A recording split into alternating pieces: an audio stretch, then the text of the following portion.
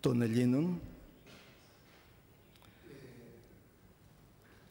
Είναι ιδιαίτερη τιμή για μας που βρίσκεστε εδώ σήμερα και ως πρόεδρος της ομάδας Φιλίας είμαι ιδιαίτερα ευτυχής για τη συνάντηση αυτή, η οποία είμαι σίγουρος ότι θα βοηθήσει στην ενδυνάμωση των σχέσεων μεταξύ των χωρών μας, οι οποίες βρίσκονται χρόνια τώρα σε πολύ καλό δρόμο. Και η συνάντηση αυτή θα αποτελέσει, πιστεύω, το εφαλτήριο, ώστε σε επόμενες συναντήσεις να ακουστούν οι θέσεις και των δύο χωρών σε θέματα που μας απασχολούν και να βρεθούν έτσι διάβλοι συνεργασίες σε θέματα πολιτισμού και εκπαίδευσης. Η Ελλάδα και η Μάλτα είναι μεσογειακές νησιωτικές χώρες, εξαρτώμενες σημαντικά από το τομέα της ναυτιλίας. Και είναι ένα πεδίο που χαρακτηρίζει και έχει και προωθήσει η σχέση μας να γίνει στενότερη. Άλλωστε, αυτό αποδείχθηκε και στο πρόσφατο παρελθόν, στην τέταρτη τριμερή συνάντηση που έγινε στη Βαλέτα τον Οκτώβριο πρόσφατα, δηλαδή 4 Οκτωβρίου 2016, με τους Υπουργούς Ναυτιλίας και Νησιωτικής Πολιτικής, τον κύριο Δρίτσα, Συγκοινωνιών και Έργων της Κύπρου, τον κύριο Μάριο Δημητριάδη, και Υποδομών και Μεταφορών της Μάλτας, τον κύριο Ζώε Μίτσι, εάν τον διαβάζω σωστά. Εκεί ανταλλάχθηκαν απόψεις γενικά με τα θέματα της ναυτιλίας και πόσο μπορεί να προσφέρει στην αντιμετώπιση της κλιματικής αλλαγής, την ψηφιοποίηση και απλοποίηση των ναυτιλιακών διαδικασιών, για την αποτελεσματική εφαρμογή των διεθνών συμβάσεων και άλλα θέματα. Και συμφωνήθηκε επίσης στην ανάγκη υποστήριξης της ευρωπαϊκής ναυτιλίας, η οποία στην τρέχουσα περίοδο της παρατεταμένης ύφεσης προβάλλει επίκαιρη όσο ποτέ. Επίσης, δεν πρέπει να μελήσουμε ότι η Ελλάδα και με τη Μάλτα, στο πλαίσιο των ήδη καλών σχέσεών τους, από το 2011 έχουν υπογράψει μνημόνιο διμερούς συνεργασίας, το οποίο προβλέπει την ανταλλαγή διμερών επαφών σε υψηλό επίπεδο, όπως επίσης ότι και από τον Νοέμβριο του 2012 είναι σε ισχύ διμερής συμφωνία για θέματα έρευνας και διάσωσης, η οποία υπεγράφει στη Βαλέτα τον Ιανουάριο του 2008.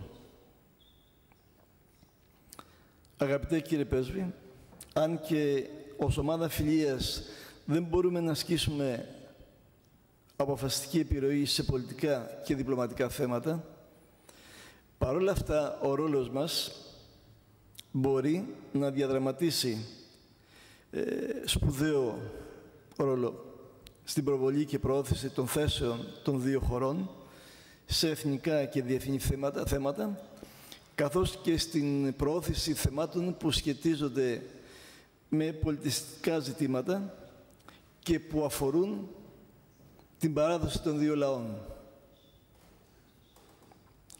που έχουν να κάνουν με την πολιτισμική προώθηση των δύο λαών, τα ήθη και τα έθιμά τους και το ρόλο που μπορούν να διαδραματίσουν οι Έλληνες που διαμένουν και δραστηριοποιούνται στη Μάλτα και οι αντίστοιχοι μελιτές στην Ελλάδα. Είναι γνωστό βεβαίως ότι οι μελιτές στη χώρα μας, όπως τα γνωρίζετε, ανάγεται σε 2 αιώνες πριν η παρουσία τους. Το 19ο αιώνα, που η Μάλτα και η Κέρκυρα ήταν υπό βρετανική κυριαρχία, οι Βρετανοί μετέφεραν την νήσο Κέρκυρα και στην Κεφαλαιονία Μελιτέους, οι οποίες είναι σαν κοινότητες στα δύο ελληνικά νησιά. Εν συνεχεία, οι εν λόγω κοινότητες απορροφήθηκαν μέσω της εκπαίδευσης και υπολογίζεται ότι οι απόγονοι εκείνων των πρωτομεληταίων που έφτασαν στη χώρα μας σήμερα σε 3.000 έως 4.000 άτομα, τα οποία δεν απειλούν μεν τη μελιταία γλώσσα, αλλά έχουν ρωμαιοκαθολική πίστη, εξού και ο καθολικός μελιταίος επίσκοπος στην Κέρκυρα. Σήμερα στη Μάλτα η ελληνική κοινότητα δεν είναι μεγάλη, όμως υπάρχουν αρκετοί Έλληνες οι οποίοι επιχειρούν στη Μάλτα. Σε ένα περιβάλλον ιδιαίτερα φιλικό προς αυτούς και αυτό είναι ένα σημαντικό στοιχείο. Με μεγαλύτερο επενδυτή την εταιρεία Entralot, η οποία έχει επενδύσει στην Μάλτα περί τα 30 εκατομμύρια, ενώ αντίστοιχα στη χώρα μας η σημαντικότερη επένδυση είναι αυτή του τηλεπικοινωνιακού οργανισμού Go PLC, ο οποίος έχει εξαγοράσει το 37% του ομίλου Forthnet.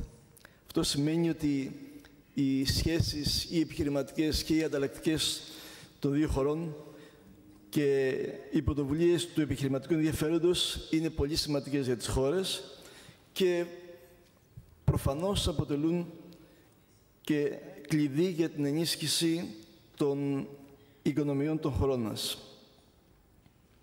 Επίσης, δεν θέλω να παραλείψω και να ευχαριστήσω θερμά για την αλληλεγγύη που εκφράζουν οι αξιωματούχοι της χώρας σας προς την Ελλάδα για το προσφυγικό ζήτημα.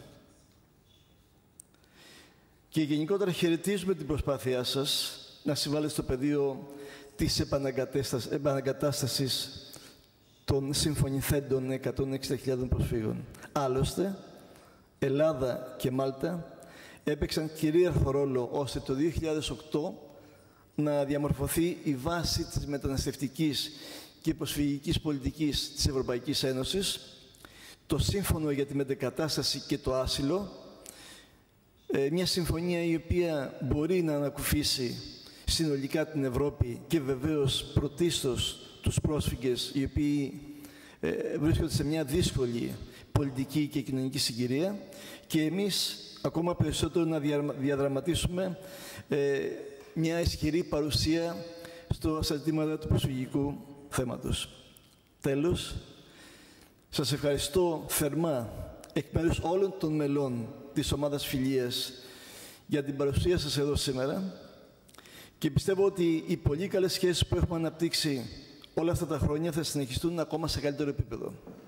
Εμείς, ως Ομάδα Φιλίας, είμαστε σε αυτή την κατεύθυνση, ανοιχτοί να συζητούμε και να βρούμε γέφυρες συνεργασίας ανάμεσα στις δύο χώρες. Θέλω να πιστεύω ότι η επικοινωνία μας δεν θα παραμείνει στο σημερινό επίπεδο. Νομίζω ότι μπορούμε να συνεχίσουμε να συνεργαστούμε σε διάφορα θέματα αμοιβαίου ενδιαφέροντος και η πρότασή μου αποτελεί μια ανοιχτή πρόσκληση όποτε μπορούμε σε επόμενο διάστημα να βρεθούμε να συζητήσουμε θέματα εξειδικευμένου ενδιαφέροντος. Σας ευχαριστώ πολύ.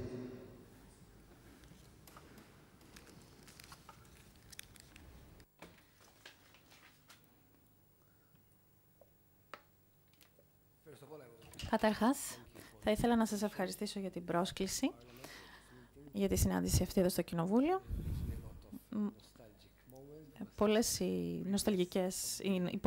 νοσταλγία που νιώθω, γιατί ήμουν πριν από να είμαι διπλωμάτης, ήμουν και βουλευτής και μέλος του Ευρωπαϊκού Κοινοβουλίου επίσης έχω υπάρξει. Επομένως, είναι χαρά μου που βρίσκομαι εδώ σήμερα και που έχουμε αυτή την φιλική συζήτηση για μια ομάδα φιλίας μεταξύ των δύο χωρών, που είναι πολύ σημαντικό.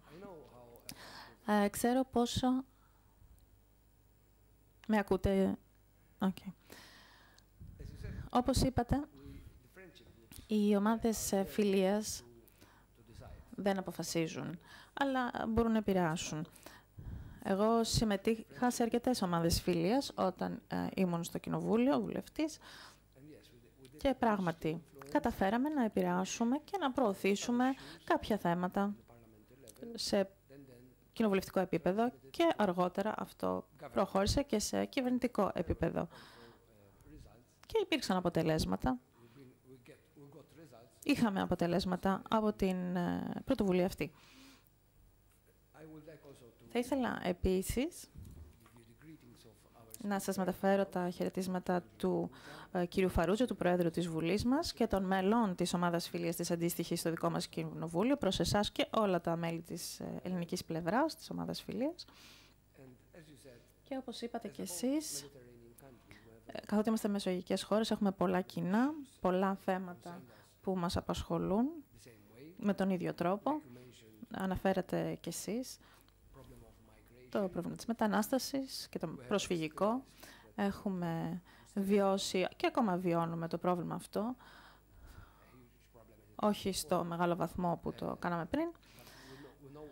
Γνωρίζουμε όμως τι έχει περάσει η Ελλάδα και τι περνάει η Ελλάδα. Και γι' αυτό δείχνουμε πολύ αλληλεγγύη, όχι μόνο με λόγια, αλλά και με πράξεις. Και γι' αυτό πάντοτε πιστεύαμε στην μετεγκατάσταση των προσφύγων με έναν δίκαιο τρόπο, με έναν αλληλέγγυο τρόπο, που είναι και η βασική αρχή και το βασικό θεμέλιο της Ευρωπαϊκής Ένωσης, που δυστυχώς στο παρελθόν δεν γινόταν τόσο κατανοητό και δεν τηρείτο τόσο πολύ. Όταν αντιμετωπίζαμε αυτό το πρόβλημα αυτό πριν κάποια χρόνια ως χώρα, μας άφησαν μόνους και το Ευρωπαϊκό Κοινοβούλιο, η Ευρωπαϊκή Ένωση και τα άλλα μέλη δυστυχώς δεν κατανοούσαν ότι ήταν ευρωπαϊκό το πρόβλημα και ότι δεν ήταν πρόβλημα της Μάλτας μόνο. Το δυστυχές και για τις δύο χώρες μας είναι ότι βρισκόμαστε στην περιφέρεια της Νοτιού Αφρικής, επομένως είμαστε οι πρώτες χώρες στις οποίες φτάνουν οι άνθρωποι αυτοί, αλλά οι πρόσφυγες που θα έρθουν στις δικές μας χώρες δεν σημαίνει ότι θέλουν να παραμείνουν ούτε στη Μάλτα ούτε στην Ελλάδα. Θέλουν να προχωρήσουν προς την Ευρώπη. Θέλουν να φτάσουν στη Γερμανία ή σε άλλες χώρες στην Ευρώπη, στη μητέρα Ευρώπη.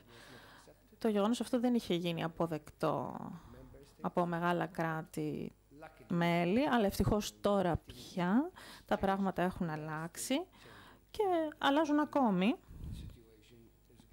καθότι βελτιώνεται όμως ταυτόχρονα και λίγο η κατάσταση.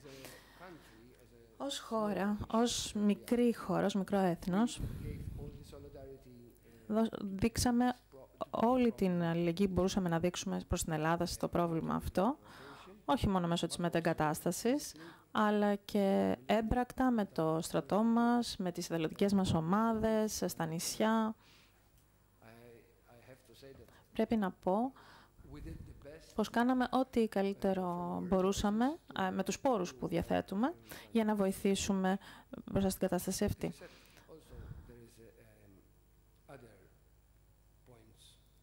Όπως αναφέρετε και εσείς, υπάρχουν και άλλα θέματα στα οποία πρέπει να συνεργαστούμε και να τα βελτιώσουμε, όπως είναι η εκπαιδευτική και πολιτιστική συνεργασία μεταξύ των δύο χωρών. Αυτή τη στιγμή γίνονται συζητήσεις και διαπραγματεύσεις για μια νέα συμφωνία για την εκπαίδευση και τον πολιτισμό μεταξύ των δύο χωρών και το υποστηρίζουμε πάρα πολύ να γίνει αυτή η συμφωνία. Όπως είπατε και εσείς, την προηγούμενη εβδομάδα είχαμε τη διάσκεψη για την ναυτιλία στη Μάλτα. Ήμουν και εγώ εκεί μαζί με τους υπουργούς, τους αντίστοιχους από Ελλάδα, Μάλτα και Κύπρο. Ήμουν εκεί, επομένως γνωρίζω τα πάντα για τις συζητήσεις που έγιναν εκεί. Χαιρόμαστε πάρα πολύ που ως χώρα που και οι δύο χώρες έχουμε πολύ καλές σχέσεις στο πλαίσιο της ναυτιλίας, γιατί και οι δύο βασιζόμαστε πάρα πολύ στην ουσία στην λεκάνη της Μεσογείου. Όχι μόνο στο θέμα της ναυτιλίας, αλλά και από πολιτικής και γεωγραφικής άποψης η λεκάνη της Μεσογείου είναι πολύ σημαντική για εμάς. Και αυτό το βλέπουμε και από τη διάσκεψη που έλαβε χώρα στην Αθήνα πριν από ένα μήνα με τους πρωθυπουργούς των χωρών της Μεσογείου και της Ευρωπαϊκής Ένωσης. Μπορώ να πω πως όχι μόνο είμαστε πολύ ικανοποιημένοι ως προς τις υπηρεσίες που προσφέρουμε σε ναυτιλιακό επίπεδο στους επιχειρηματίες εδώ στην Ελλάδα. Πρέπει να πω ότι έχουμε πολλούς εφοπλιστές που είναι εγγεγραμμένοι στην Μάλτα Και αυτό δεν είναι μόνο κάτι πολύ σημαντικό, αλλά γίνεται και πρόοδος ως προς αυτό το θέμα. Και είμαστε αισιόδοξοι ότι όλο και περισσότεροι εφοπλιστές θα αποφασίσουν να εγγραφούν στα νεολογία στην Μάλτα, να εγγράψουν τα καράβια τους εκεί. Σε ό,τι αφορά τώρα την οικονομική συνεργασία μεταξύ των δύο χωρών, θεωρώ πως υπάρχει περιθώριο για πολύ περισσότερα που μπορούμε να πράξουμε.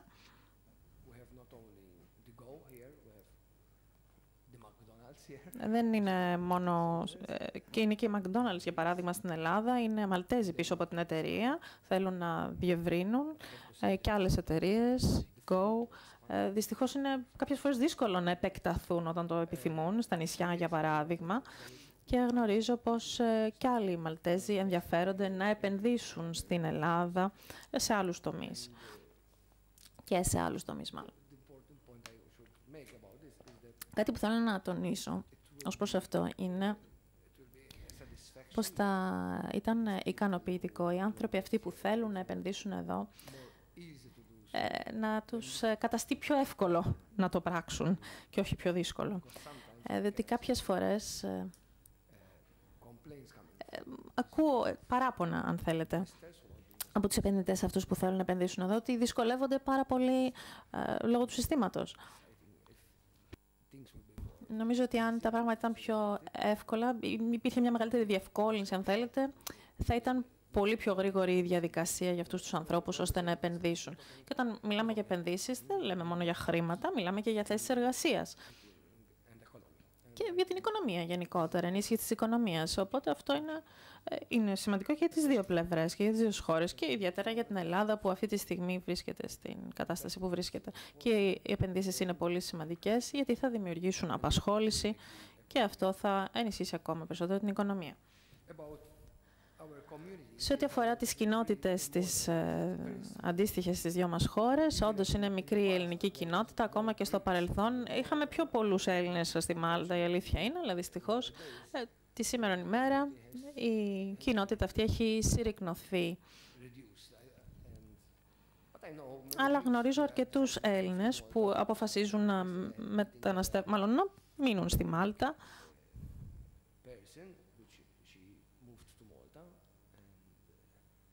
Γνωρίζω μια συγκεκριμένη κοπέλα που ήρθε και ζει πλέον και εργάζεται στην ναυτιλία στη Μάλτα. Πολύ ειδικευμένο άτομο, με προσόντα. Χαίρομαι να συναντώ τέτοιους ανθρώπους που χαίρονται που ζουν στη χώρα μου και συνεισφέρουν σε αυτήν και φέρνουν και κάποια ωραία πολιτισμικά στοιχεία από τη δική σας χώρα στην χώρα μου. Δυστυχώς, ήταν να πάω στην Κέρκυρα το τελευταίο Πάσχα που μας πέρασε, αλλά χρειάστηκε να το ακυρώσω για προσωπικούς λόγους το ταξίδι αυτό. Δεν είχα την ευκαιρία. Επρόκειτο να συναντηθώ με την μαλτέζικη κοινότητα εκεί.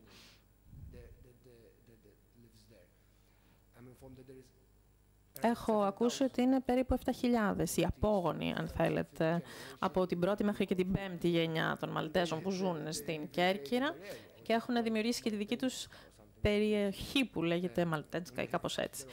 Και έχουν διαθέτουν το δικό τους σχολείο, το οποίο διοικεί η φραγκισκανική ενορία εκεί. Θεωρώ λοιπόν ότι θα πρέπει να συνεχίσουμε όλες αυτές τις συζητήσεις μεταξύ μας και εδώ και στη Μάλτα επίσης. Να τονίσω επίσης ότι δεν είναι μόνο η οικονομική κατάσταση στην Ελλάδα ή το προσφυγικό ή άλλα θέματα. Ακόμα και η κοινοβουλευτική συνεργασία είναι σημαντική μεταξύ των ομάδων φιλίας. Η Ελλάδα είναι η μητέρα της δημοκρατίας. Για πάνω από 200 χρόνια ήμασταν βρετανική αποικία και είχαμε βρετανική κυριαρχία. Είχαμε το βρετανικό σύστημα, έχουμε ακόμα το βρετανικό σύστημα που είναι πολύ σεβαστό ως κοινοβουλευτικό σύστημα ανά τον κόσμο. Επομένως, έχουμε λίγο και από τα δύο συστήματα, αν θέλετε, που είναι από τα πιο σημαντικά κοινοβούλια στον κόσμο, γιατί η Ελλάδα δημιούργησε την δημοκρατία και οι Βρετανοί τελειοποίησαν, αν θέλετε, σε κοινοβουλευτικό πλαίσιο κάπως όλο αυτό το θεσμό, βάζοντας τις δικές τους πινελιές. Η συνεργασία λοιπόν μεταξύ των δύο κοινοβουλίων μας και των δύο προέδρων μας, που είναι πολύ καλή σχέση από ό,τι ξέρω, είναι σημαντικό να ενισχυθούν για να καταλάβουμε ακόμα περισσότερο πώς πρέπει να είναι τα πράγματα στο Κοινοβούλιο. Είναι διαφορετικά τα συστήματά μας, έχουμε και διαφορετικά πολιτικά συστήματα. Εδώ έχετε πολλά πολιτικά κόμματα στο Κοινοβούλιο, για παράδειγμα, αλλά πάντοτε υπάρχει περιθώριο να βελτιώσουμε και οι δύο τα συστήματά μας και να δημιουργήσουμε συστήματα τα οποία καθιστούν το Κοινοβούλιο και τους κοινοβουλευτικούς πιο κοντά, τους φέρνουν, αν θέλετε, πιο κοντά στους πολίτες, καθότι εκλέγονται από το λαό και θα έπρεπε να είναι πάντοτε κοντά στο λαό. Για άλλη μια φορά, να σας ευχαριστήσω για αυτή τη συνάντηση. Ελπίζω να μπορέσουμε να εργαστούμε και να έχουμε αποτελέσματα, γιατί πολλές φορές πάω σε συναντήσεις όπου θα πω πολλά, οι άλλοι θα πούν πολλά, αλλά τελικά δεν γίνεται τίποτα. Δεν είμαι τέτοιος άνθρωπος, μου αρέσει να κάνω πράγματα, να γίνονται τα πράγματα και αν ταυτοποιήσουμε, εντοπίσουμε 1, 2, 3 θέματα στα οποία θα έπρεπε να επικεντρωθούμε και θα μπορέσουμε να έχουμε και καρπούς και αποτελέσματα και θα χαρώ πάρα πολύ να συνεργαστώ μαζί σας και να προσπαθήσω να οδηγήσω σε αποτελέσματα. Ευχαριστώ πάρα πολύ. Θα μου επιτρέψετε μια πολύ σύντομη δευτερολογία, αφού σας ευχαριστήσω για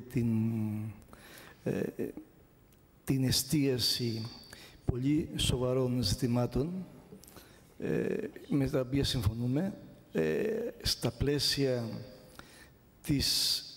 των αναγκών όμως της ελληνικής οικονομίας αυτή την εποχή θα εστιάσω ένα θέμα, μόνο το οποίο θα έχει ενδιαφέρον και σαν απάντηση στη σωστή τοποθέτηση ότι υπάρχουν επενδυτικές δυσκολίες ή μάλλον είναι δύσκολες οι επενδυτικές προσφορές από τη μεριά των επενδυτών της χώρας σας και συμφωνούμε απολύτως.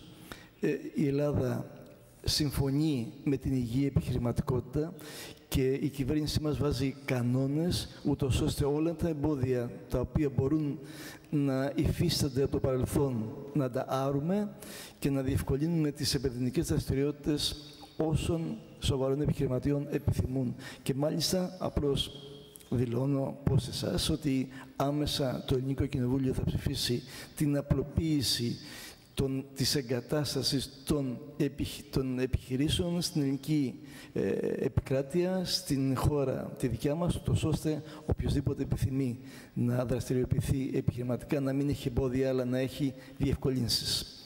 Για μια ακόμη φορά να σας ευχαριστήσω. Πιστεύω και προσβλέπω σε επόμενη συνάντησή μας, η οποία θα θέσει τους κανόνες μιας διαφορετικής επικοινωνίας μαζί μας. Σας ευχαριστώ και πάλι θερμά. Σας ευχαριστώ και πάλι. Όπως είπατε κι εσείς, ναι, πράγματι πρέπει να το δείτε αυτό το θέμα και να εργαστείτε πάνω σε αυτό, γιατί είναι σημαντικό και για τις δύο χώρες. Να προσθέσω κάτι ακόμα, επειδή το ξέχασα πριν. Όπως ξέρετε, η Μάλτα θα έχει την Προεδρία της Ευρωπαϊκής Ένωσης, του Συμβουλίου της Ευρωπαϊκής Ένωσης, το πρώτο εξάμηνο του 2017. Κάποια θέματα, στα οποία θα δώσουμε προτεραιότητα, επηρεάζουν και την Ελλάδα, οπότε συνεργαζόμαστε πολύ με την ελληνική κυβέρνηση και ακούμε την άποψη της ελληνικής κυβέρνησης επίσης και άλλων χωρών βεβαίως και κοινοβουλίων. Και μια από τις βασικές προτεραιότητες στο πρόγραμμά μας για την Προεδρία θα είναι σίγουρα το θέμα της μετανάστευσης και το προσφυγικό.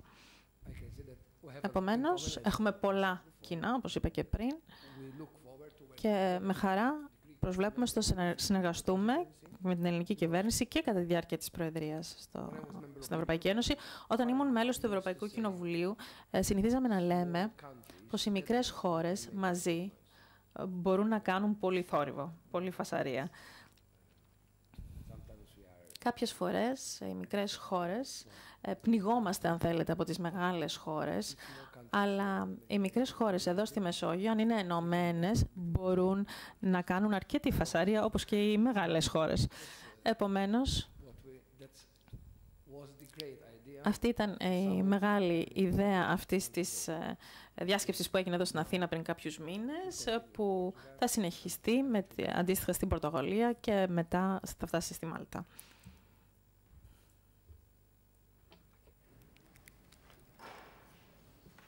It's very nostalgic to have these headphones to be in Parliament, so it gives me a lot of nostalgic moments of the past.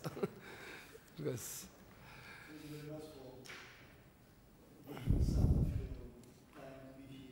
it was my pleasure.